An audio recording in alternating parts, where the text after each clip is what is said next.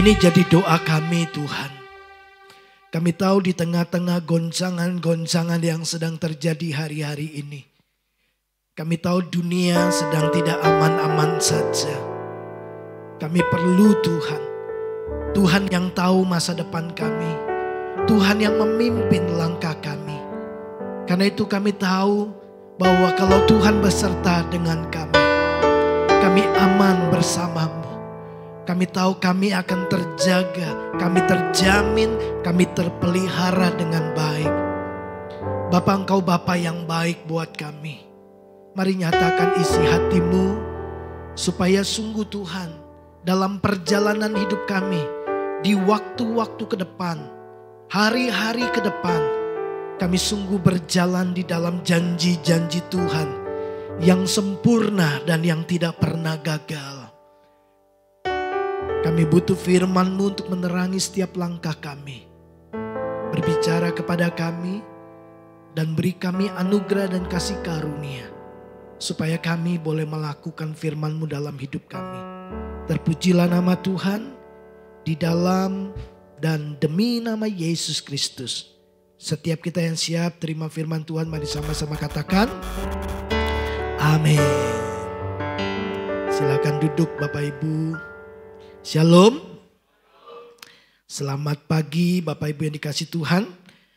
Mari kita sama-sama akan belajar firman Tuhan. Nah Bapak Ibu yang dikasih oleh Tuhan. Waktu masa pandemi ya, saya percaya semua orang kemudian berupaya membangun stamina yang kuat. Kesehatan yang prima. Supaya apa? Supaya kita tidak tumbang dengan badai COVID-19. Ya, stop COVID-19. Gambar ini memberikan kepada kita sebuah gambaran bagaimana kemudian kita berjuang untuk menahan ya COVID-19. Ya, supaya kita tidak terpapar. Ya, lalu kemudian kita tidak mengalami situasi yang semakin memburuk. Nah, tentu Bapak Ibu untuk membangun stamina yang bagus. Untuk membangun imun yang kuat, orang kemudian butuh yang namanya suplemen, betul? Orang kemudian mencari ya berbagai macam vitamin. Saya bukan lagi promo vitamin, tapi inilah yang dilakukan beberapa tahun terakhir ini. Ya, orang mencari vitamin C, kemudian D3, K2, ya, vitamin E, semua kemudian kita konsumsi. Tujuannya untuk apa? Supaya kita punya imun yang kuat. Setuju? Bapak Ibu, sebagai benteng pertahanan supaya kita tidak diterpa, kita tidak terpapar oleh COVID-19. Nah, inilah yang diperjuangkan orang ya sampai kita melewati masa pandemi ini. Karena orang percaya waktu itu kalau imunnya kuat maka dia akan bisa melewati masa-masa sulit di pandemi COVID-19 yang lalu. Nah Bapak Ibu yang dikasihi oleh Tuhan, tapi bagaimana dengan hari-hari ini? Mungkin COVID-19 sudah tidak terlalu mencekam kita.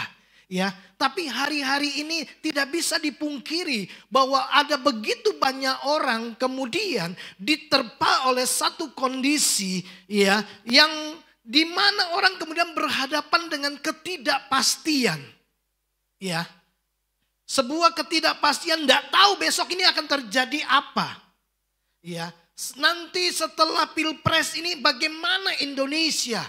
Bahkan sebelum Pilpres, kita masih di tahun ini. Ya, begitu banyak pengusaha-pengusaha teriak, tahun ini sepi. Tahun ini ekonomi mengalami goncangan yang sangat kuat. Semua pengusaha berkata seperti itu. Dunia usaha sepertinya dicekam oleh satu situasi yang tidak bisa memastikan bahwa hari esok bisa lebih baik lagi. Ya, belum lagi ditunjang dengan peperangan ya Israel dengan Hamas, ya, kemudian Rusia dengan Ukraina. Itu menggoncang ekonomi, ya. Nah, kemudian Bapak Ibu ini menjadi badai kehidupan yang begitu kuat yang membuat begitu banyak orang menjadi takut dan khawatir. Ya. Beberapa waktu terakhir ini banyak sekali orang-orang mulai mengeluh dengan ekonomi yang sedang dihadapi, yang sedang terjadi di Indonesia, bahkan juga di bangsa-bangsa. Beberapa orang kemudian imannya menjadi lemah, menjadi mulai goyah, takut, khawatir ya. Nah, Bapak Ibu yang dikasihi oleh Tuhan, apa yang diperlukan untuk membuat iman kita tetap kuat dan sehat? Nah, hari ini saya mau menyodorkan kepada Bapak Ibu Saudara dengan sebuah topik suplemen rohani. Ya, seperti kita mau membangun imun yang kuat buat tubuh kita. Kita butuh suplemen vitamin-vitamin supaya meningkatkan imun, supaya punya daya tahan menghadapi berbagai macam penyakit. Termasuk waktu itu COVID-19. Nah, bagaimana dengan spiritual kita? Ya, bagaimana dengan iman yang mulai lemah, iman yang mulai goyah, iman yang mulai diserang dengan rasa takut dan rasa khawatir, sehingga kita ada di dalam ketidakpastian. Ini kira-kira bagaimana ya? Ini ekonomi saya bagaimana ya? Studi anak-anak saya bagaimana ya? Kesehatan saya bagaimana ya? Kita tidak mengerti tentang hari esok, betul? Itu yang membuat kemudian kita menjadi cemas dan khawatir. Nah, Bapak Ibu yang dikasihi oleh Tuhan, sama seperti kalau imun tubuh kita kuat, kita bisa melewati kemudian pandemi COVID-19. Demikian juga Bapak Ibu, kalau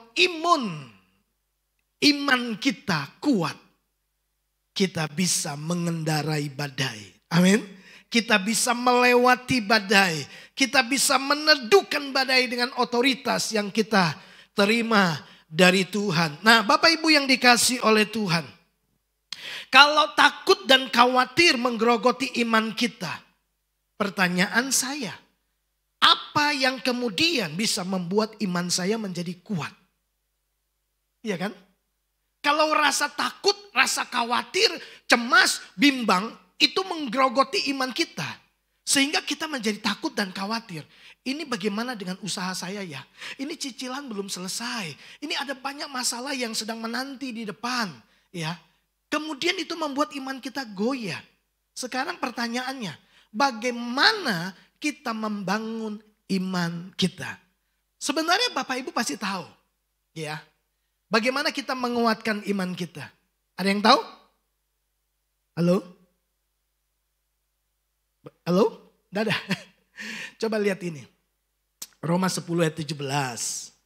Ya, dari mana iman timbul?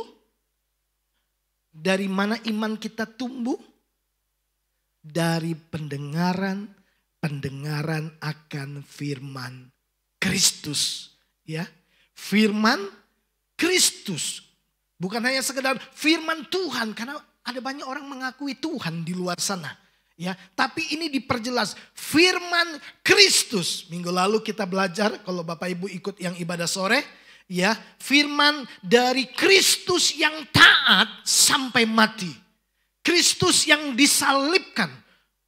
Ya. Nah, Bapak Ibu yang dikasihi oleh Tuhan, dikatakan begini, imanmu tumbuh, imanmu tuh tambah kuat kalau engkau mendengar firman Kristus. Nah, kata firman yang dipakai di sini bukan logos, tapi remah. Jadi firman yang teremahkan, firman yang terwahyukan, firman yang dicerahkan buat kita. Ya, Tuhan kemudian menyatakan firman-Nya, memberikan janjinya kepada kita. Waktu kita terima janji itu, iman kita jadi kuat. Oh iya, ada Tuhan beserta dengan saya. Ada janji Tuhan bahwa dia sekali-kali tidak meninggalkan saya. Ada janji Tuhan bahwa masa depan saya, masa depan yang gilang gemilang. Ada janji Tuhan bahwa dia adalah dokter di atas segala dokter. Oleh bilurnya saya disembuhkan. Itu kemudian waktu kita meremahkan firman Tuhan itu dalam hati kita, tiba-tiba iman kita jadi kuat. Betul enggak Bapak Ibu? Ya. Nah, tapi untuk mendapatkan rema, Bapak Ibu tidak cukup baca firman, merenungkan firman.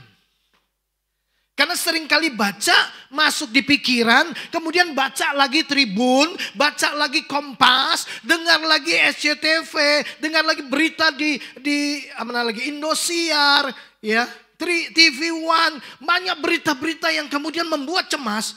Nah, firmannya bergeser, keluar.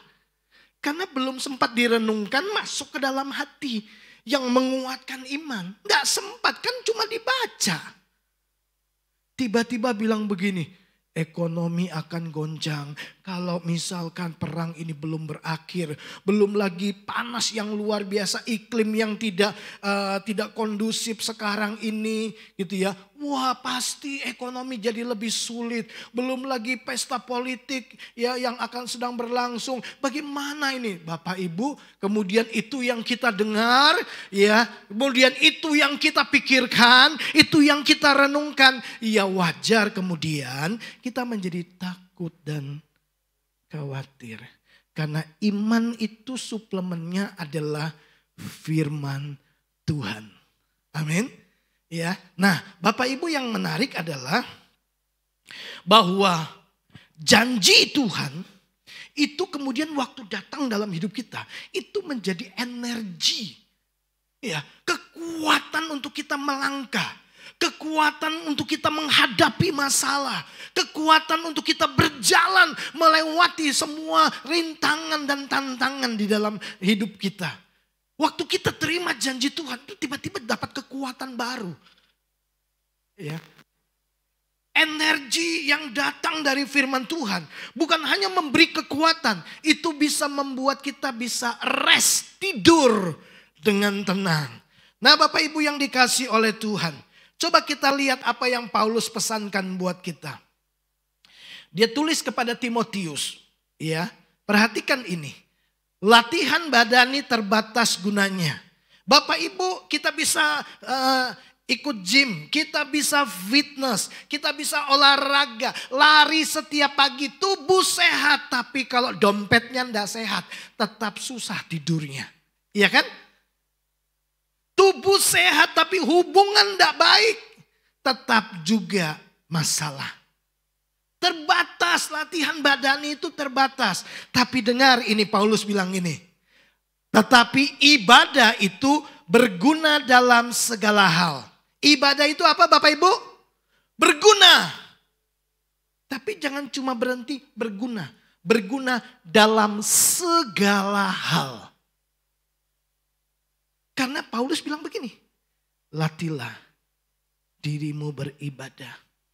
Karena ibadah itu berguna, bermanfaat, memberi faedah, memberi keuntungan. Kalau ada orang di luar sana berkata, ngapain ke gereja, ngapain ibadah, ngapain merenungkan firman Tuhan, ngapain memperkatakan firman Tuhan. Beritahu dia bahwa apa yang aku lakukan itu berguna dalam segala hal.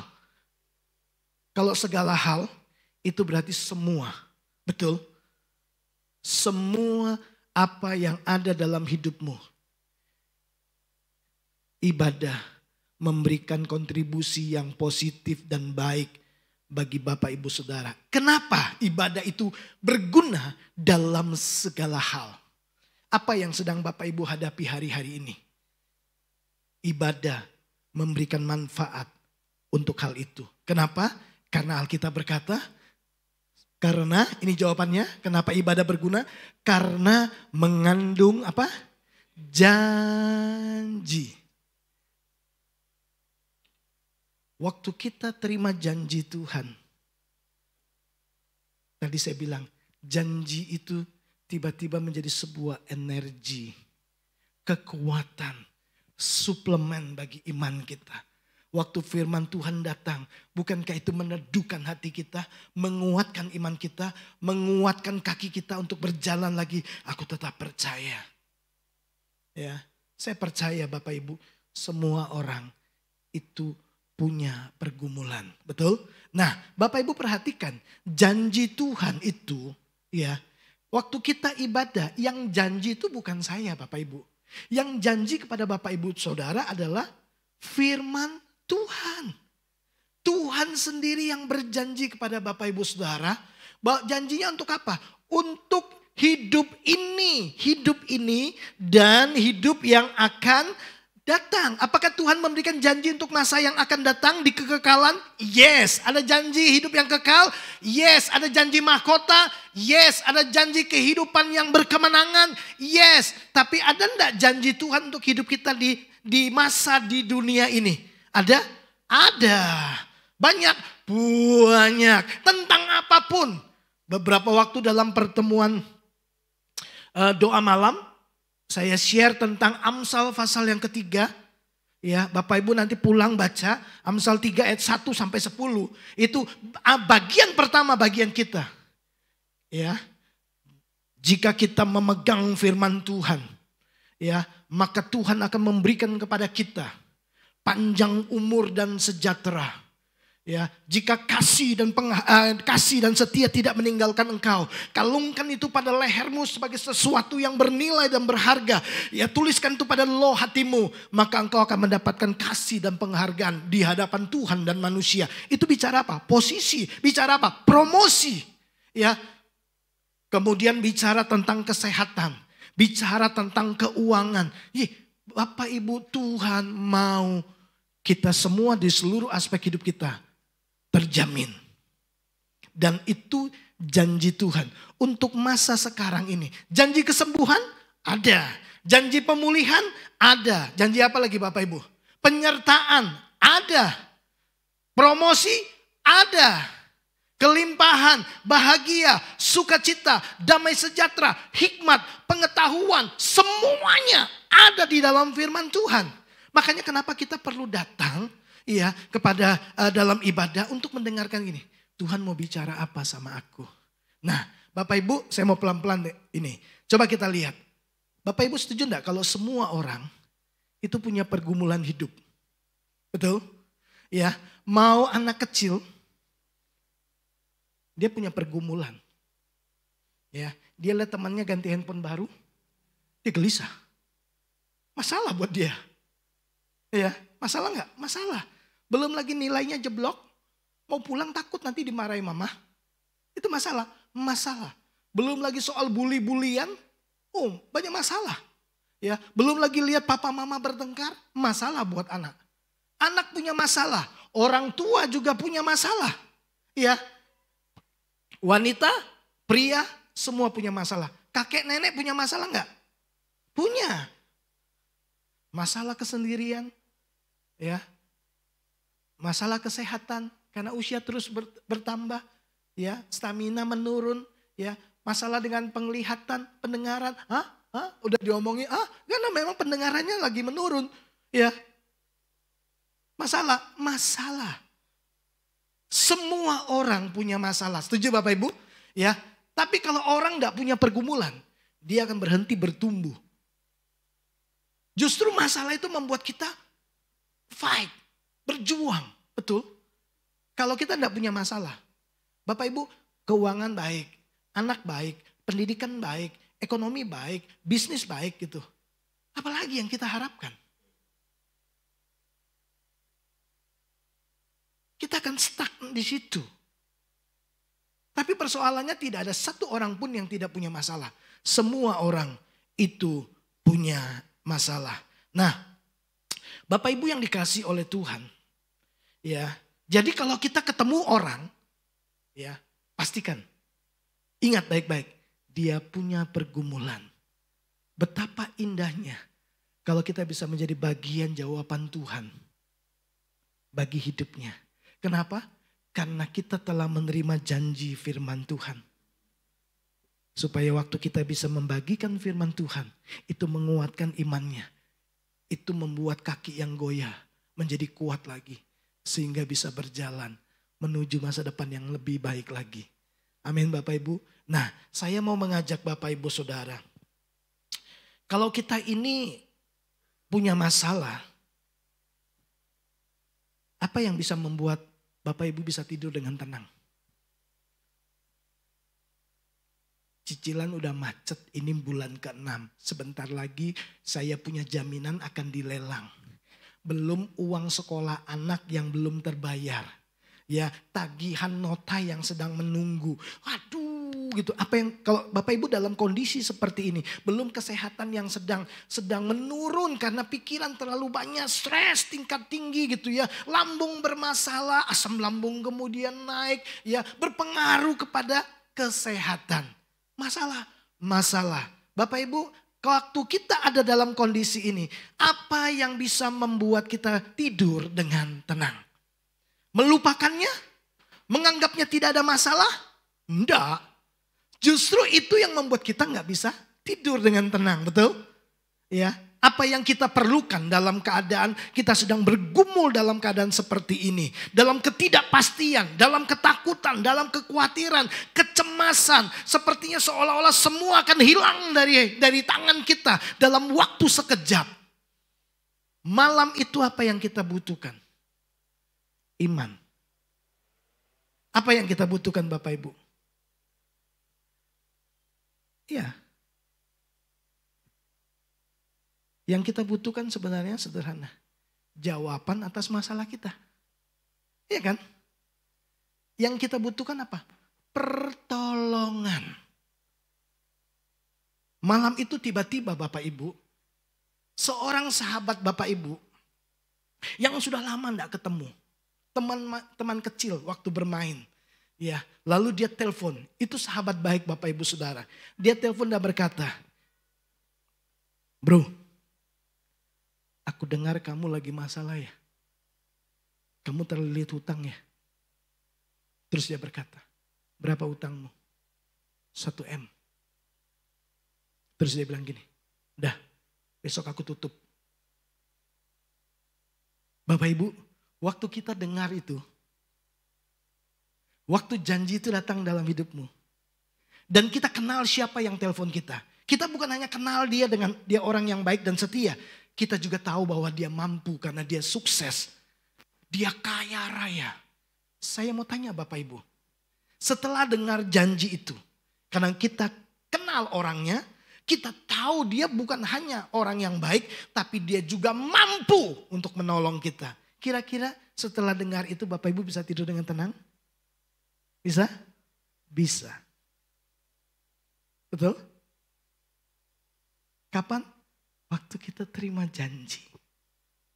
Itu jadi energi yang memberi kita kekuatan. Besok akan baik-baik saja.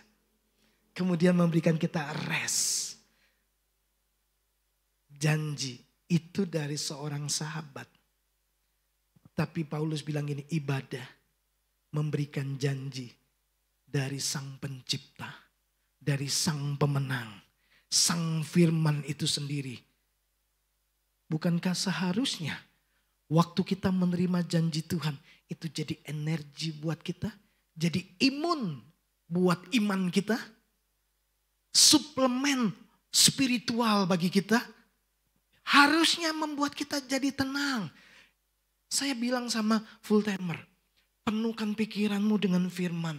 Penuhkan hatimu dengan firman. Kenapa? Karena di luar sana banyak orang membutuhkan janji Tuhan. Firman Allah. Setiap kali firman kau lepaskan, firman itu tidak pernah kembali dengan sia-sia. Karena firman itu pasti terjadi. Karena firman Tuhan itu adalah iya dan amin. Nah, Bapak Ibu yang dikasih oleh Tuhan. Saya mau tunjukkan kepada Bapak Ibu Saudara. Polanya Tuhan. Ya, pola Tuhan bekerja. Itu selalu begini. Firman-Nya datang lebih dulu, baru mujizatnya. Supaya apa? Supaya waktu mujizat terjadi, waktu pertolongan datang, waktu pemulihan terjadi, waktu terobosan terjadi, waktu kesembuhan terjadi, kita sadar. Itu bukan saya. Itu Tuhan. Ya, jadi selalu begitu. Firman-Nya datang lebih dulu, baru mujizatnya. Nah, saya kasih contoh. Nanti ada beberapa contoh. Bapak Ibu akan lihat polanya itu selalu begitu. Mari kita lihat satu kisah. Saya percaya Bapak Ibu sudah pernah baca kisah ini. Kelihatan Bapak Ibu kecil? Tidak apa-apa, saya baca. Saya kasih beberapa warna yang berbeda untuk menjadi perhatian kita. Kejadian 26 ayat yang pertama. Maka timbullah kelaparan di negeri itu. Ini sudah bicara kelaparan, bukan kekurangan pangan saja. Sudah kelaparan Bapak Ibu. Ini krisis. Masalah enggak kalau kita lapar? Orang itu kalau urusan perut itu bisa lakukan apapun.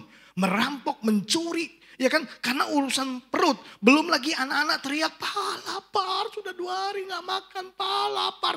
Itu hati orang tua kemudian segala cara akan dilakukan, betul?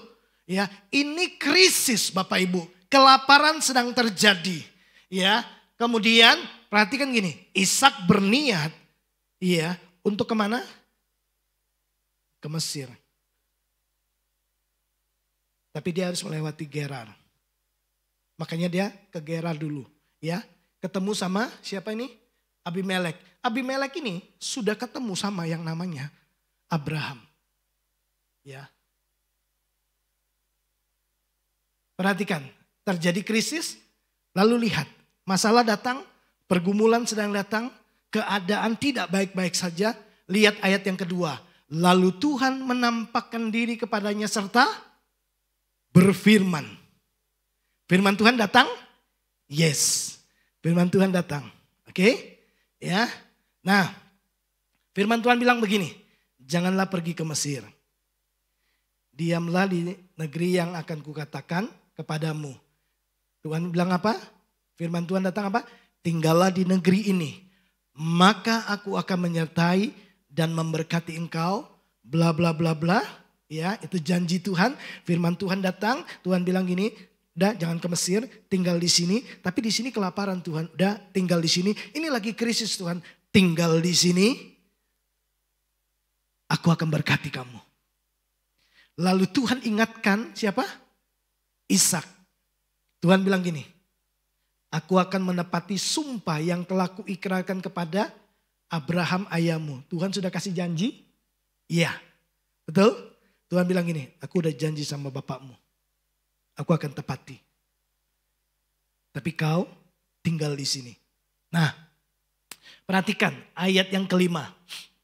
Abraham telah mendengarkan firmanku.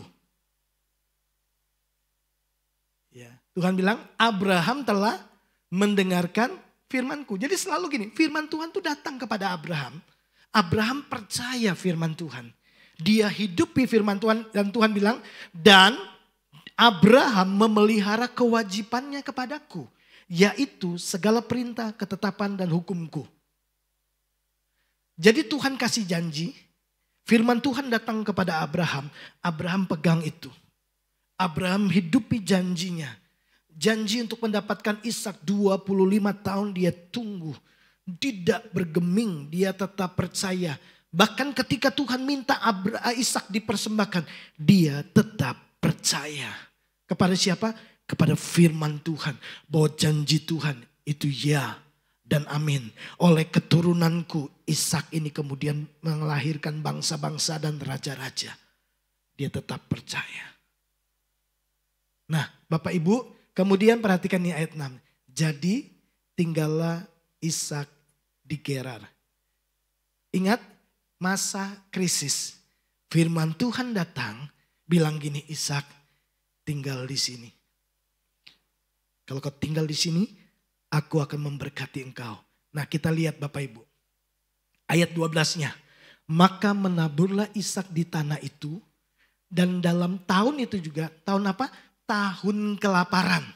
Dan dalam tahun krisis itu juga, ia mendapat hasil 100 kali lipat. Kenapa? Ini jawabannya. Sebab ia diberkati Tuhan. Tuhan bilang apa tadi? Dari masa kelaparan, firman Tuhan datang kepada Ishak. Lalu Tuhan bilang gini, tinggal di sini, jangan ke Mesir, tinggal di sini, aku akan memberkati engkau. Di ayat 12, dia tinggal, ayat 6 dia memutuskan, aku tinggal. Ya, kenapa kamu tinggal di sini? Ada janji Tuhan. Kalau aku tinggal, aku diberkati. Lalu dia menabur di tanah. Dan Alkitab bilang, di tahun krisis, di tahun kelaparan, dia diperkaya Tuhan. Jadi Ishak sadar enggak? Bukan karena dia, karena Tuhan. Jadi Bapak Ibu polanya selalu begitu. Firmannya datang terlebih dahulu, baru mujizatnya. Selalu begitu. Ya. Kalau Bapak Ibu membaca kisah di ya, 2 Raja-Raja 7 itu kisah tentang Samaria dikepung oleh kerajaan Aram. Sampai mereka kemudian mengalami kelaparan. Tidak bisa keluar karena dikepung sama musuh. Jadi mereka kemudian makan apa yang ada. Nggak ada pasokan dari luar masuk karena musuh mengepung. Sampai yang mengerikan terjadi adalah Bapak Ibu ya dicatat di dalam 2 Raja-Raja itu. Kemudian ada 2 orang ibu bersepakat. Ya, ibu yang pertama bilang begini, kita makan anak kita ya. Hari ini aku potong anakku, kita makan. Besok begitu waktu sudah habis, anakmu kita potong. Deal. Maka dia potong anaknya dan mereka makan. Bapak Ibu lihat krisisnya luar biasa. Iya kan? Nah, begitu giliran ibu yang keduanya, dia sembunyikan anaknya. Maka ibu yang merasa ditipu ini marah, lapor sama raja. Raja bilang begini, kalau Tuhan tidak tolong kamu, aku bagaimana bisa tolong kamu? Ya, lalu dia cari Elisa. Waktu ketemu sama Elisa, Elisa berkata, beginilah firman Tuhan. Bahwa hari esok semua makanan akan jadi murah. Ajudannya bilang begini, sekalipun Tuhan membuat tingkap-tingkap langit, bagaimana mungkin hal itu terjadi? Elisa bilang gini, kau akan lihat, tapi kau tidak akan nikmati. Tiba-tiba cerita itu berpindah ke 4 orang kusta. Yang kemudian berkata, ngapain kita di sini? Kalau kita masuk ke dalam kota, kita juga akan kelaparan, mati. Kalau kita tinggal di sini, kita juga akan mati. Lebih baik kita ke perkemahan pasukan Aram, musuh. Kalau mereka mengizinkan kita dapat makan minum, hiduplah kita. Tapi kalau mereka bunuh kita, matilah kita. Di sini mati, di sana mati, di sana. Kenapa tidak ambil sebuah resiko? Berani melakukan sebuah tantangan baru. Pergilah mereka. Dan mereka dapati Tuhan sudah membuat porak-poranda. Lalu mereka mengumpulkan banyak harta, benda, makanan gitu. Lalu temannya bilang, tidak baik yang kita lakukan seperti ini. Kasihan teman-teman kita yang ada di kota. Lalu mereka sampaikan, Bapak Ibu yang terjadi hari itu, seluruh kota keluar dan menjara gitu. Kemudian karena limpahnya makanan, jadi murah. Kan gitu. Hukum ekonomi kan gitu. Kalau persediaan banyak, permintaan sedikit, jadi murah kan? Karena stoknya banyak. Dijual murah. Nah ini terjadi. Ajudan itu cuma lihat. Lalu kemudian rakyat menerpa dia. Ditinjak-tinjak. Dia mati. Nah yang saya mau beritahu Bapak Ibu. Selalu gitu kan. Sebelum mujizat terjadi. Penyediaan dan pemeliharaan Tuhan. Ekonomi kemudian menjadi baik kembali. Selalu polanya gini. Firman Tuhan datang lebih dulu. Tapi yang kedua yang Bapak Ibu bisa pelajari gini. Begitu cerita tentang Elisa ketemu sama raja. Tiba-tiba pindah ke cerita tentang 4 orang kusta. Maksudnya apa? Bapak Ibu dengar ini baik-baik. Cara Tuhan menyelesaikan masalah kita. Kadang-kadang itu tidak ada hubungannya. Apa hubungannya? Ya, masalah kerajaan sama 4 orang kusta yang lagi sakit. Enggak ada hubungannya. Ini cerita yang berbeda. Tiba-tiba dari bicara tentang masalah ekonomi terus langsung beralih kepada 4 orang kusta. Kadang-kadang Tuhan datang dengan membawa jawaban yang tidak ada hubungannya sama masalah kita. Tapi itu jawaban Tuhan. Itu sebabnya yang paling penting bagi kita adalah gini. Percaya firman-Nya. Pegang janjinya. Caranya bagaimana? Tidak tahu. Kadang-kadang Tuhan nolong dengan cara yang tidak masuk akal. Pernah baca kisah tentang Elia di sungai Kerit? Pernah Bapak Ibu baca? Siapa yang pelihara dia? Burung gagak. Firman Tuhan datang kepada Elia. Bapak Ibu nanti bisa baca itu. Di 1 Raja-Raja 17. Saya bacakan buat Bapak Ibu Saudara saja. Ya. 1 Raja-Raja 17 ayat yang kedua. Kemudian datanglah firman Tuhan kepada Elia. Pergilah dari sini, berjalanlah ke timur dan bersembunyilah di tepi sungai Kerit di sebelah timur sungai Yordan. Ayat yang keempat. Engkau dapat minum dari sungai itu dan burung-burung gagak telah kuperintahkan untuk memberi engkau makan. Lalu Elia pergi dan ia melakukan seperti firman Tuhan. Nah, hujan tidak turun 3,5 tahun. Itu masalah. Kita baru beberapa bulan saja udah masalah kan? Panen jadi kacau, ekonomi kemudian berimbas gitu ya. Ini 3,5 tahun. Jadi Tuhan bilang, kamu pergi ke sungai Kerit. Telah kuperintahkan burung gagak untuk memberi engkau makan.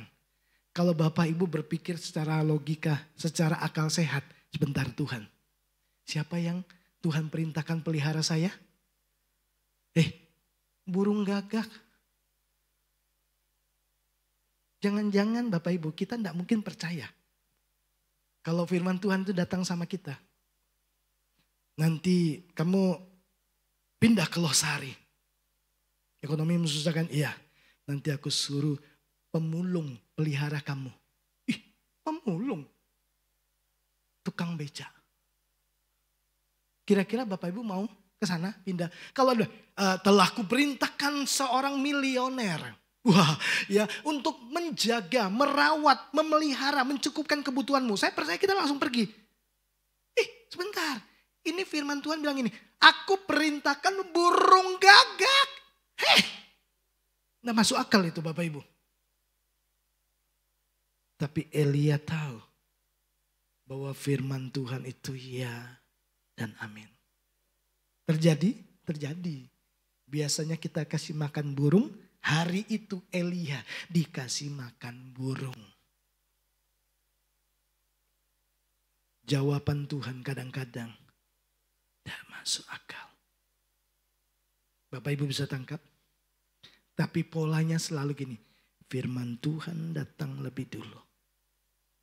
Nah Bapak Ibu sekarang saya ingin mengajak Bapak Ibu Saudara untuk belajar lebih jauh lagi. Makanya Paulus bilang kan, latih dirimu beribadah sebab ibadah mengandung janji. Ada firman Tuhan. Ada janji Tuhan buat hidup sekarang dan hidup yang akan datang. Ya. Jadi kalau kita mengabaikan ibadah, yuk kita kehilangan janji Tuhan. Sebab apa Bapak Ibu? Sebab waktu mau mempersiapkan, Tuhan nih minggu nanti mau bicara apa? Kan bukan maunya saya.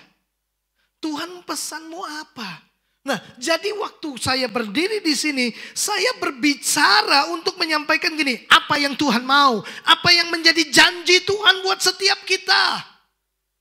Nah, kalau kita nggak datang, kita nggak terima secara khusus, karena untuk menyampaikan ini berdoa Tuhan mau bicara apa. Kan bukan pesan saya, pesan Tuhan. Ada janji Tuhan buat Bapak Ibu Saudara. Ya. Nah, firman Tuhan itu kemudian ya menjadi imun buat iman kita, suplemen rohani buat kita. Manusia batinnya kita jadi kuat. Betul Bapak Ibu? Ya, ada janji, ada kesegaran, ada pengharapan, ada kekuatan, ya. Keluar dari tempat ini kita bilang, tenang, ada Tuhan bersama dengan saya, ya kan? Kenapa? Udah terima firman Tuhan. Nah, Bapak Ibu, seberapa penting sih firman Tuhan itu? Seberapa manfaatnya? Ya, sampai-sampai kita harus penuhkan pikiran kita dengan firman Tuhan. Penuhkan hati kita dengan firman Tuhan. Banjiri ya pikiran hati kita dengan firman Tuhan. Dan membiarkan kebenaran firman Tuhan itu memimpin setiap hati dan pikiran kita. Membuat keputusan-keputusan berdasarkan firman Tuhan. Dikuasai oleh firman Tuhan. Pertanyaannya seberapa penting firman Tuhan itu? Ini jawabannya. Karena firman Tuhan Janji Tuhan itu sempurna. Bapak Ibu perhatikan. Janji Allah itu ya dan amin. Setuju? Janji Allah itu tidak dapat dibatalkan oleh siapapun. Siapapun tidak bisa membatalkannya. Ya, kalau Tuhan sudah berjanji, Dia akan mengerjakannya dalam kehidupan Bapak Ibu Saudara. Bapak Ibu, coba kita lihat di dalam Bilangan pasal 19 dan Bilangan 23 ayat 19-20, firman Tuhan berkata, "Aku bukanlah manusia sehingga ia berdusta.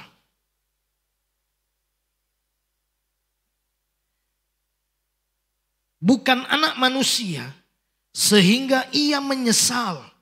Masakan ia berfirman dan tidak melakukannya, atau berbicara dan tidak menepatinya."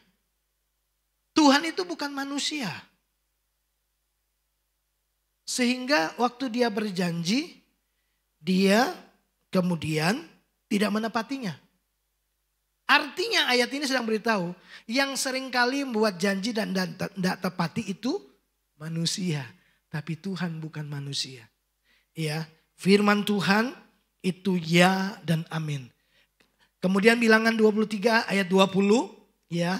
Ini kisah tentang Bileam. Jadi Barak panggil Bileam untuk mengutuki Israel. Ya, tapi Bileam bilang begini.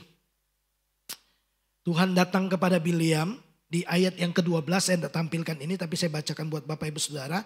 Bilangan 22 ayat 12, lalu berfirmanlah Allah kepada Bileam, "Janganlah engkau pergi bersama-sama dengan mereka, janganlah engkau mengutuk bangsa itu sebab mereka telah diberkati." Tuhan sudah janji berkati ya umatnya. Nah, kemudian ayat 20 Bileam jawab Barak, "Ketahuilah aku mendapat perintah firman Tuhan untuk memberkati, dan apabila Dia memberkati maka aku tidak dapat membalikannya." Firman Tuhan tidak bisa digagalkan oleh manusia. Orang boleh mengeluarkan berbagai macam kutuk atas hidup Bapak Ibu Saudara. Kalau Bapak Ibu hidup dalam kebenaran, dalam firman Tuhan, hidup di dalam kehendak Tuhan, tidak ada satupun kutuk yang bisa menerpa hidup Bapak Ibu Saudara. Manusia tidak bisa mengubah berkat Tuhan yang datang dalam hidup saudara menjadi kutuk. Tidak bisa. Ya. Nah, firman Tuhan itu sempurna. Sempurna artinya tidak ada cacat celah. Tidak ada kekurangan sehingga perlu direvisi. Ya, tidak berubah-ubah dan tidak bisa dibatalkan oleh siapapun. Tuhan tidak pernah bilang ini, "Sorry ya, kemarin janjinya salah." Tak, perbaiki. Ternyata ekonomi mengalami masalah. Jadi tak ralat ya janjiku ya. Tidak. Tuhan berjanji dan janjinya itu sempurna. Ya dan amin. Amin Bapak Ibu.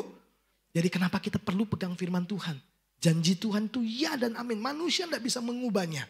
Nah yang kedua, janji Allah itu tidak dapat gagal. Ya, ada ayatnya? Ada. Di dalam Roma 9 ayat yang ke-6. Akan tetapi firman Allah tidak mungkin gagal. Tidak mungkin. Berarti pasti terjadi. Ya, ayat 28. Sebab apa yang telah difirmankannya akan dilakukan Tuhan di atas bumi sempurna, tidak dikurangi, tidak ditambahi, ya, tidak berubah, sempurna dan segera. Nggak ditunda-tunda. Waktu Ishak mengalami krisis, di tahun krisis itu juga dia diberkati. Nggak ditunda. Karena Ishak sudah siap. Bapak Ibu yang dikasihi oleh Tuhan. Ini firman yang luar biasa. Ya, nah saya mau Bapak Ibu, mari kita belajar bersama-sama. Bahwa penggenapan janji Tuhan yang datang dalam hidup Bapak Ibu Saudara. Ya, itu yang pertama Bapak Ibu perhatikan. Hanya bisa tidak terjadi itu karena dosa dan ketidakpercayaan. Ya, janji Tuhan tidak dapat gagal. Tapi kalau ada hal yang bisa menghalangi janji Allah tergenapi, menghalangi janji Tuhan itu harusnya terjadi, tapi tidak terjadi, tidak dialami oleh kita, tidak tergenapi dalam hidup kita. Itu bukan faktor Tuhan, itu faktor kita, dosa. Jadi jangan pernah berpikir gini, alah buat salah sedikit gak apa-apa. Satu kali aja cuma dosa kecil. Bapak Ibu dengar ini. Ya, Adam dan Hawa keluar dari Taman Eden. Itu karena satu dosa. Ketidaktaatan. Betul? Lucifer dibuang ke dalam dunia. Karena satu dosa. Kesombongan. Jangan bilang satu kali pelanggaran gak ada masalah. Itu masalah. Jangan bilang bohong sedikit saja, tidak taat satu kali aja tidak ada masalah. Itu masalah. Ketidaktaatan Saul, dia kehilangan kerajaan dan tahtanya. Jangan bilang, oh tidak apa-apa, dosa kecil sekali tidak apa-apa. Tuhan ampuni, konsekuensinya tetap ada. Diampuni, konsekuensinya tetap harus jalan. Kemudian yang membuat firman Tuhan tidak terjadi dalam hidup kita. Karena kita nggak percaya. Masa sih? Ini utangku banyak loh. Ya, masa sih? Coba kalau Elia bilang ini, Tuhan, masa sih burung gagak bisa pelihara aku? Masa sih gitu kan? Maka enggak terjadi Bapak Ibu. Tapi Alkitab berkata, Elia pergi dan melakukan firman Tuhan. Nah, sekarang mari saya sodorkan dengan cepat kepada Bapak Ibu Saudara. Penggenapan janji Tuhan itu yang pertama. Tidak dapat dihalangi oleh krisis. Tadi kita udah belajar dari kisahnya Ishak. Krisis luar biasa. Tapi tetap janji Tuhan. Kau akan diberkati. Polanya bagaimana Bapak Ibu? Firmannya datang lebih dulu. Baru mujizatnya. Ya. Yang kedua Bapak Ibu. Firman Tuhan tidak dapat dibatasi oleh hukum alam. Apa contoh yang kita bisa pelajari? Kisah tentang Lot dan Abraham. Ya. Satu kali gembala-gembala Lot dan Abraham bertengkar karena masalah makanan untuk kawanan domba. Karena Lot diberkati, ikut Abraham, ikut diberkati. Ya, kemudian Abraham diberkati, ternaknya makin banyak, lahannya sempit. Lalu Abraham bilang gini, Lot, kita ini sedulur, kamu tuh keponakan saya. Nggak baik kalau bertengkar, udah kamu pilih. Alkitab mencatat Lot memandang sungai Yordan itu seperti taman Tuhan, seperti taman Eden. Oh, kalau seperti taman Eden artinya rumputnya banyak. Lalu Lot memilih untuk pergi ke lembah Yordan karena di sana subur. Karena urusan ternak perlu tempat yang subur, setuju? Perlu sungai, perlu air. Maka secara hukum, maka secara analisa, maka tempat itu pasti memberikan kemakmuran buat Lot. Sementara Abraham dapat sisanya. Firman Tuhan datang kepada Abraham lagi. Abraham, pandanglah sekelilingmu. Semuanya itu akan kuberikan kepadamu. Engkau akan diberkati dan menjadi berkat. Padang gurun untuk ternak. Tidak mungkin. Ya kan? Karena ternak butuh rumput, butuh air. Tidak butuh padang gurun. Pasti tidak bisa. Tapi Alkitab mencatat siapa yang diberkati? Abraham. Lot hidup dengan hukum alam. Tapi Abraham hidup dengan janji Tuhan. Apa yang terjadi? Lot kena krisis. Diserang sama raja-raja. Kemudian ditawan. Siapa yang tolong? Abraham. Bapak Ibu dengar ini. Kelihatannya mungkin padang gurun. Kelihatannya seperti nggak ada harapan. Tapi kalau itu datang dari janji Tuhan. Pegang janji Tuhan. Kita tetap bisa diberkati. Karena apa? Karena janji Tuhan. Penggenapannya tidak bisa dibatasi oleh hukum alam. Boleh kelihatannya kering. Boleh kelihatannya ini kota kecil, gereja kecil, jemaat kecil. Ya kan? Penghasilannya kecil, semuanya kecil. Tapi yang kecil-kecil ini Bukankah yang dipakai Tuhan untuk menyatakan kemuliaannya? Daud yang kecil, kemerah-merahan, dipakai untuk mengalahkan yang besar, Goliat. Oh, siapa yang menolong Naaman? Gadis kecil yang ditawan dari Israel. Ya, siapa yang memberi makan 5.000 orang? Yesus melalui siapa? Jajannya anak kecil. Jadi semua yang kecil jangan disepelekan Bapak Ibu. Ya, kalau ada janji Tuhan pasti jadi besar. Amin. Karena tidak mungkin digagalkan. Yang terakhir, janji Tuhan penggenapannya tidak dapat dihambat oleh sistem dunia. Ya. Saya ini cuma lulusan SMP, masa bisa sukses sih? Bisa. Saya ini cuma dari kota kecil, keluarga kecil, penghasilan kecil, masa bisa sukses? Bisa. Ya. Tadi kita bacakan kisah tentang Elia. Biasanya kan seharusnya manusia yang pelihara burung, iya kan? Itu kan sistem. Harusnya begitu, idealnya begitu. Tapi Tuhan balik, burung pelihara manusia. Harusnya orang kaya yang memelihara orang miskin. Betul? Orang kaya yang menyediakan, yang kuat yang menolong yang lemah. Bapak Ibu, setelah sungai Kerit kering, datanglah firman Tuhan kepada Elia. Elia, pergilah ke Sarfat. Telah kuperintahkan seorang janda untuk memelihara engkau. Logikanya harusnya janda kaya. Karena memelihara di masa kelaparan. Tahu Bapak Ibu yang pelihara siapa? Janda miskin. Nah, beda. Sistemnya enggak masuk. Iya kan? Janda miskin. Elia bilang gini, bisa berikan aku air? Ya kan? Waktu dia mau pergi ambil air, Elia bilang gini, bikinkan aku roti kecil. Dia bilang begini, enggak ada satupun roti yang ada padaku.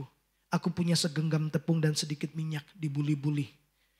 Lalu Elia bilang begini, bikinkan roti lebih dulu untuk aku. Sebab beginilah firman Tuhan. Nah, belum terjadi mujizat. Sebab beginilah firman Tuhan. Tepung dan minyak tidak akan pernah habis sampai masa kelaparan selesai. Lalu janda itu nurut. Kalau enggak nurut, enggak jadi. Firman Tuhan datang dulu, ya kan? Ingat kan polanya kan? Baru mujizatnya. Elia bilang gini, sebab beginilah firman Tuhan. Segenggam tepung dan minyak dalam buli-buli, tidak akan habis. Waktu terjadi, Tuhan dimuliakan. Amin. Apa yang terjadi di sini? Kita nggak bisa berbangga diri. Karena yang buat Tuhan. Tapi jadi enggak janji Tuhan? Jadi. Bongkar. Bangun. Enggak boleh pakai proposal. Ikut saja. Iya kan? Selesai Bapak Ibu. Siapa yang buat? Bukan ketua panitia. Bukan saya. Tuhan. Melalui siapa? Melalui umatnya. Caranya gimana? Enggak tahu. Ya kan? Tuhan bisa pakai siapa saja. Nah, Bapak Ibu yang paling akhir dari semuanya. Saya mau sodorkan ini. Apa jaminan bahwa janji Tuhan itu pasti digenapi dalam hidup kita? Harus ada yang jamin dong. Iya kan? 2 Korintus 1 ayat 19-20.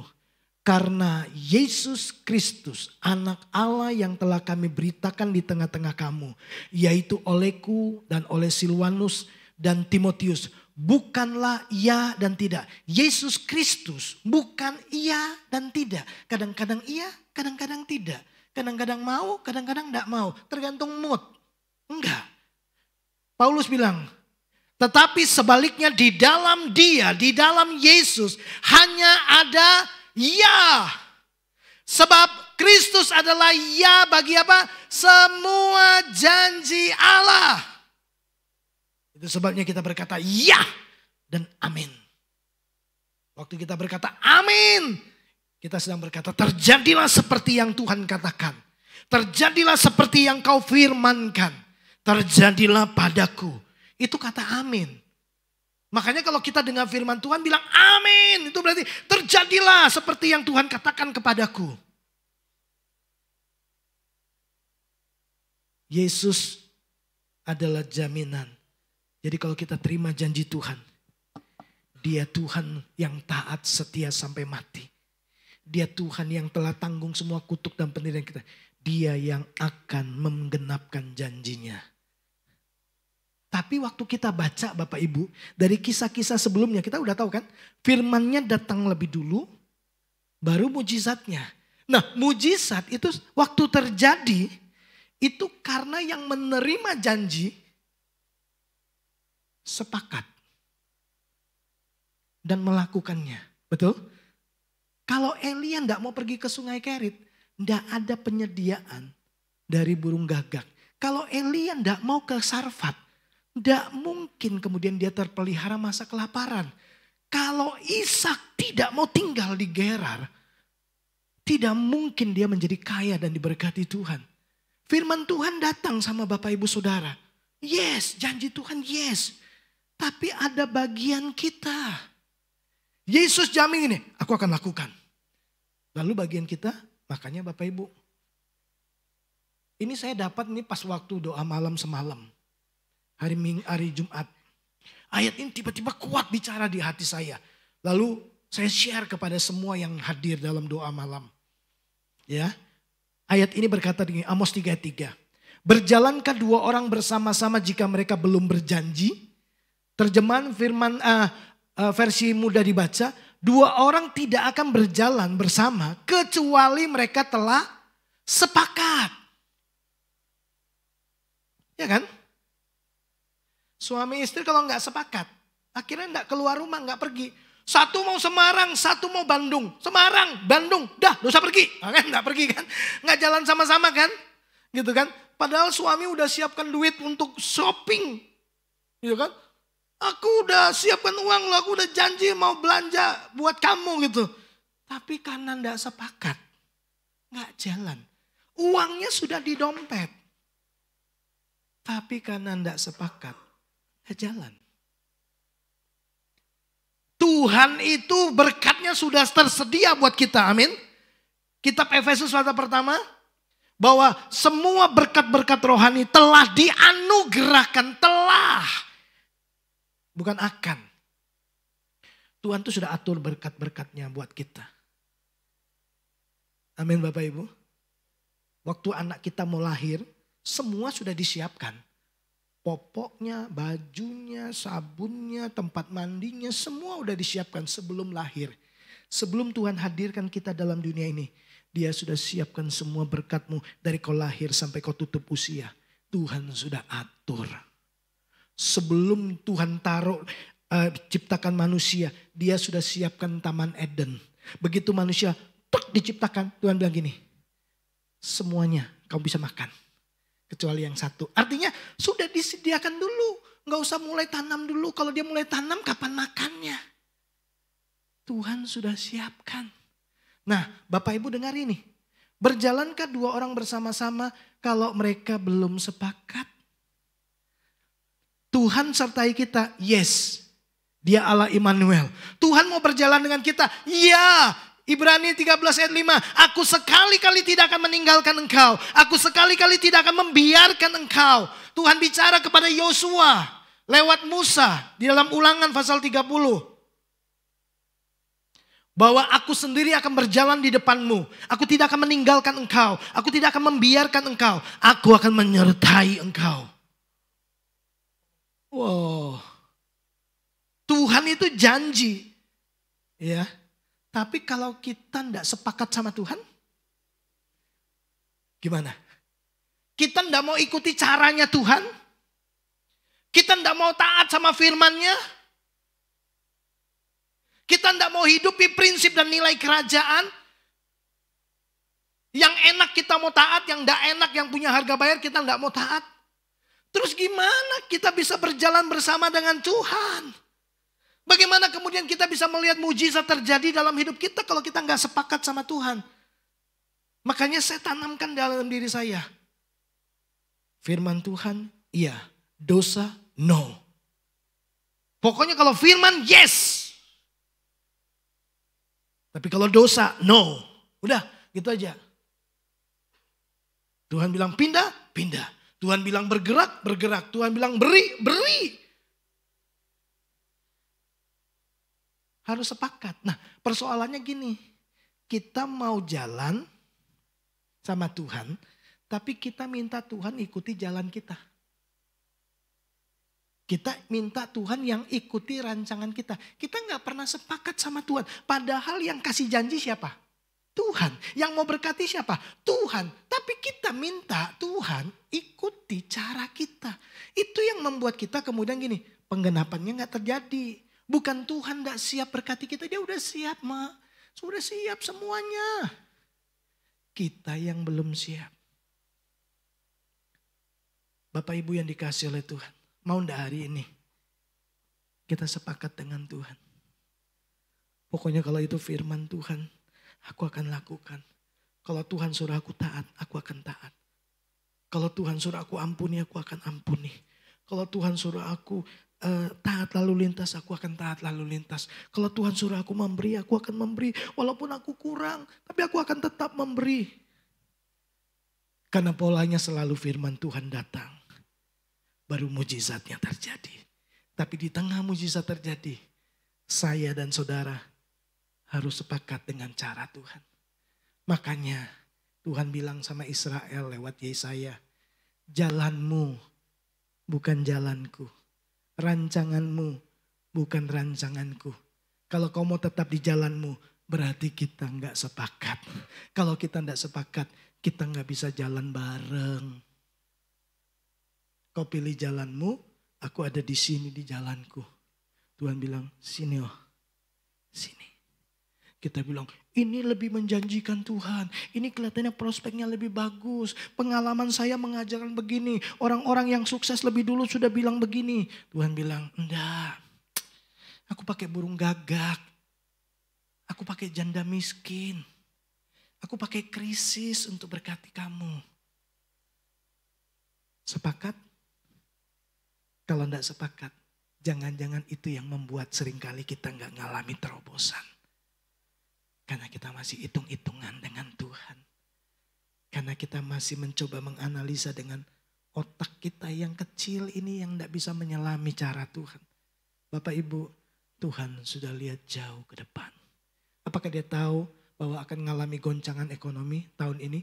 Iya, dia tahu. Apakah Tuhan panik? Enggak. Dia enggak panik Bapak Ibu. Janjinya itu ya dan amin. Ya, siapa yang jamin Bapak Ibu? Yesus Kristus yang telah disalibkan, yang taat sampai mati. Mari Bapak Ibu, saya mengajak Bapak Ibu yuk. Di tengah-tengah goncangan yang kita sedang hadapi hari-hari ini. Datang sama Tuhan, Tuhan beri janjimu kepadaku. Biarkan firman Tuhan datang lebih dulu kepadaku. Sebelum mujizat itu terjadi. Waktu firman Tuhan datang, Tuhan aku mau sepakat dengan firman-Mu. Sekalipun tidak masuk akal, sekalipun harus tinggal. Padahal ini tidak baik di sini Tuhan. Tapi aku mau tetap percaya. Sekalipun Tuhan yang tolong aku kelihatannya tidak mampu. Tapi aku tetap percaya. Cara Tuhan, sistem Tuhan. Aku akan tetap ikuti. Mau tidak kita sepakat sama Tuhan hari ini? Amin Bapak Ibu. Kalau mau lihat mujizat. Sepakatlah dengan Tuhan. Sepakat dengan caranya. Sepakat dengan rencananya, sepakat dengan jalan-jalannya, sepakat dengan kehendaknya. Maka kita akan lihat mujizat, pertolongan, pemulihan, kesembuhan, terobosan, promosi, kesejahteraan, kelimpahan, panjang umur akan kita terima dari Tuhan. Tuhan memberkati kita. Yuk mari kita bangkit berdiri bersama-sama. Kita mau naikkan pujian tadi sebelum kita dengarkan firman Tuhan.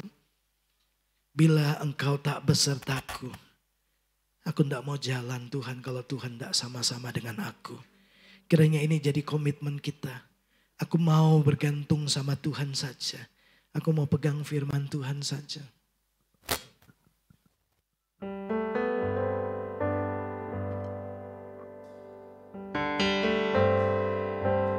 Makasih Tuhan. Thank you Jesus. Bila Engkau tak besertaku,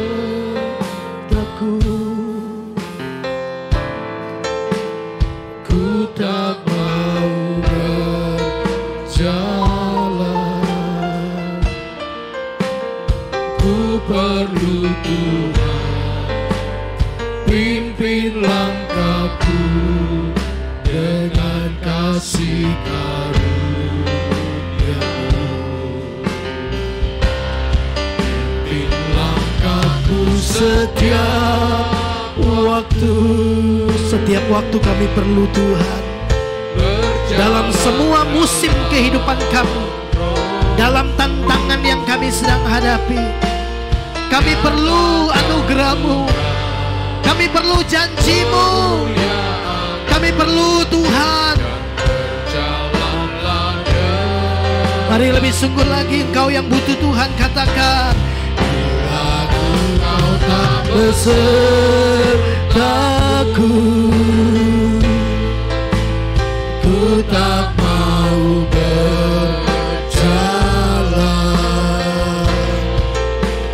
Ku perlu Tuhan, pimpin langkahku dengan kasih karunia-Mu. Pimpin langkahku setiap waktu. Kau yang perlu Tuhan, mari datang kepada Dia. Berjalan dalam Roh-Mu, nyatakan Tuhan kemuliaan-Mu, dan berjalanlah denganku.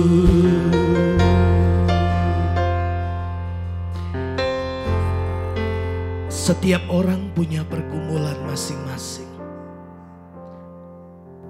Tidak ada satu masalah yang tidak bisa diselesaikan oleh Tuhan. Seringkali yang menghambat janji Tuhan tergenapi dalam hidup kita, itu adalah dosa dan ketidakpercayaan. Hal kedua yang membuat janji Tuhan tidak tergenapi dalam hidup kita, bukan karena faktor Tuhan. Karena Yesus menjamin semua janji Allah itu ya, pasti tergenapi. Yang menjadi penghalang janji Tuhan tidak tergenapi dalam hidup kita, karena kita tidak pernah sepakat dengan firman-Nya. Kita tidak sepakat dengan cara Tuhan menolong kita. Kita tidak sepakat dengan jalan-jalannya, dengan rancangannya. Kita tidak sepakat dengan prinsip dan nilai kepemimpinan kerajaan Allah, pemerintahan Allah.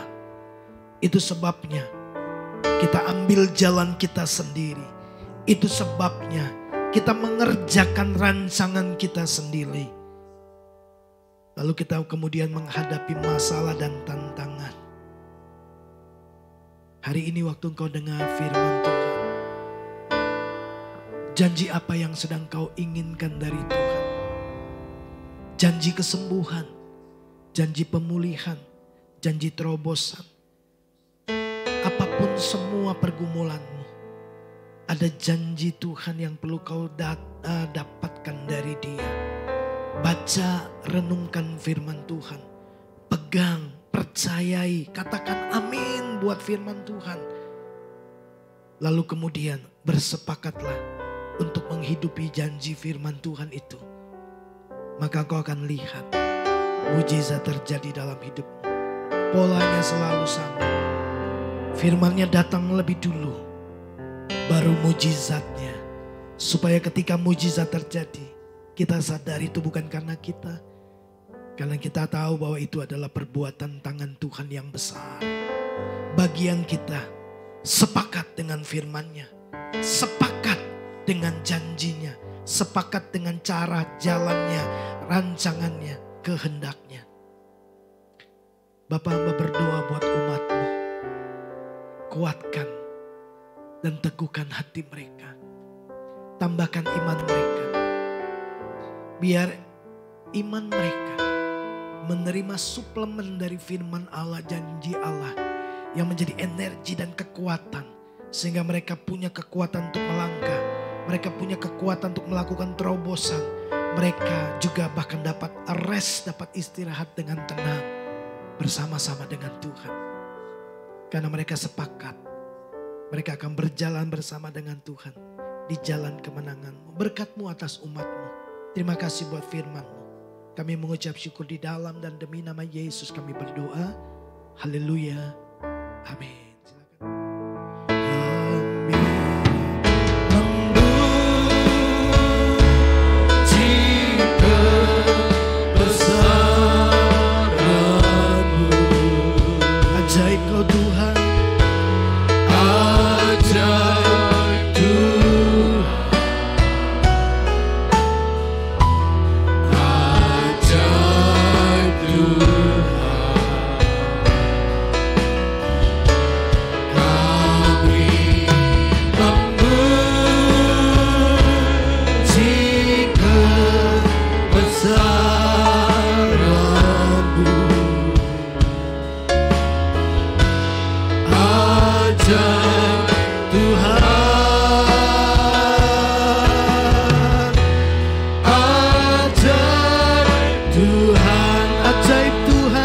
Ajaib Tuhan, ajaib Tuhan,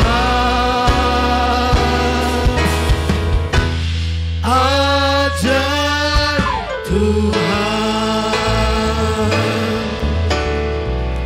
Diakhiri ibadah kami, bagi Tuhan segala hormat, pujian, kemuliaan, kebesaran dan kejayaan. Terima kasih buat kehadiran Tuhan di tengah-tengah ibadah kami. Terima kasih buat firman-Mu, buat janji-Mu yang menyegarkan, menguatkan, yang membangkitkan dan meningkatkan iman kami untuk tetap percaya dan berharap bahwa Tuhan adalah Allah yang setia, yang akan memimpin dan menghantar kami pada masa depan yang penuh pengharapan. Terima kasih Tuhan Yesus Kristus. Mari kekasih-kekasih Tuhan, arahkan hatimu, tandahkan tanganmu di hadapan Tuhan dan terimalah berkat Tuhan. Tuhan memberkati dan melindungi engkau. Ia menyinari engkau dengan wajahnya dan memberikan kau kasih karunia demi kasih karunia. Dari kepenuhan Yesus Kristus Tuhan kita. Ia menghadapkan wajahnya kepadamu dan memberikan kau damai sejahtera, sukacita, kekuatan, kesehatan, keberhasilan, kelimpahan dan keberuntungan. Terimalah berkat Tuhan. Berkat di dalam nama Bapa, Anak dan Roh Kudus. Di dalam nama Tuhan Yesus Kristus. Setiap kita yang percaya diberkati Tuhan, sama-sama katakan amin. Selamat hari Minggu. Tuhan Yesus memberkati kita semua.